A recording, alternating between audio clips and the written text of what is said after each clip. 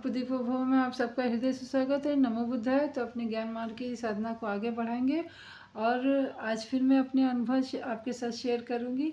उससे पहले मैं आपसे एक ये सवाल पूछ रही हूं और आपके विचार जानना चाहूँगी कि कभी आपने क्या ये महसूस किया है कि किसी को कुछ अच्छा या खुशी मिली हो तो आपको थोड़ा सा अंदर से अपने ईर्ष्या टाइप का हुआ है या मन दुखी हुआ है? अगर ऐसा है तो आप ज़रा कमेंट करके हमें ज़रूर बताइए, क्योंकि ये मानव स्वभाव है और मानव स्वभाव में ये होना अनिवार्य है, ऐसा गुरुजी बोलते थे। परंतु फिर भी मैं आपसे सुनना चाह रही हूँ। आज तो मैंने महसूस कर लिया। एक हमारे मित्र हैं,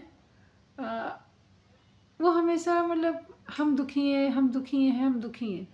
परंतु उनको जब मैंने प्रत्यक्ष देखा तो जितना वो बोलते थे कि हम दुखी हैं, हम दुखी हैं, हम दुखी हैं, उतना हमें दिखाई नहीं दिया।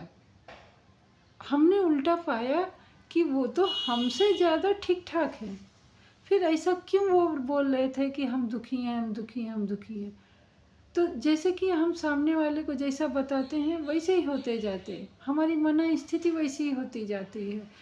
तो यहाँ पे बहुत बारीकी से समझने वाली बात है कि हमें हर क्षण प्रति क्षण अपने मन को कैसे शुद्ध रखना है। और वो आपको पता ही नहीं चलेगा कि वो कैसे कैसे ईर्ष्या, द्वेष, जलन, घृणा, घमंड, मतलब ऐसी बारीकी से आ जाता है अपने अंदर कि हम तो कहते अरे हमने जो किया वो तो बहुत अच्छा किया है, ये ऐसा था इसलिए हमने ऐसा किया। मतलब एक्सक्यूज़ बहुत देने लगते हैं और अपने ऊपर तो गलती लेते ही नहीं है। और ये सब कौन कराता है? हमारा चतुर मन।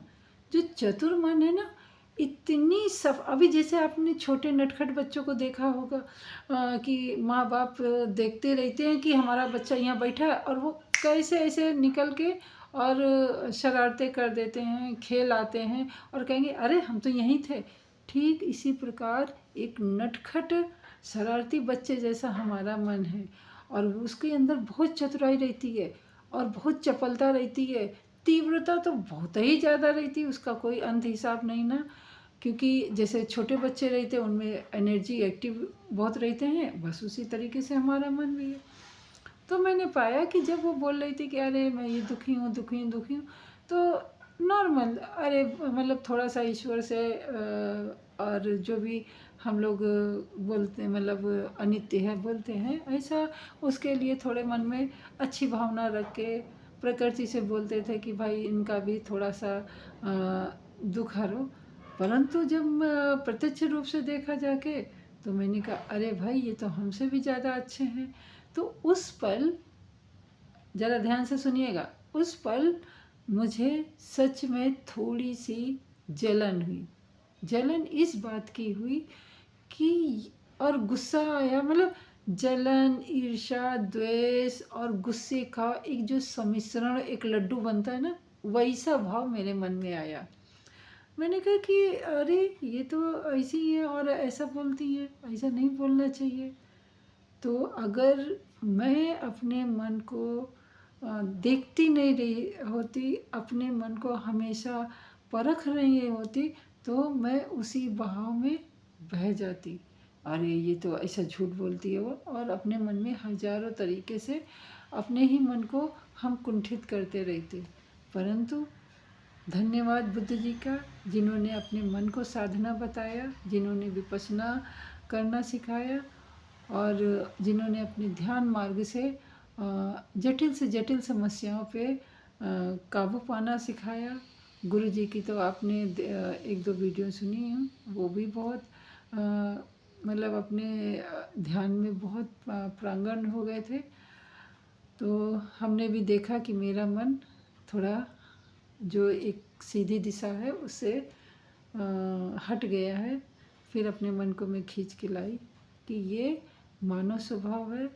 जो भी उसने कहा, जैसा भी उसने कहा, वो उसका स्वभाव था। मुझे उसके स्वभाव से मुझे उसके स्वभाव से अपने स्वभाव पे मुझे बुरा प्रभाव नहीं डालना है। हमें अपने को शांत रखना है, सजग रखना है, सचेत रखना है। तो बस इतनी छोटी सी बारीकी थी, फिर मैं काफ़ी हद तक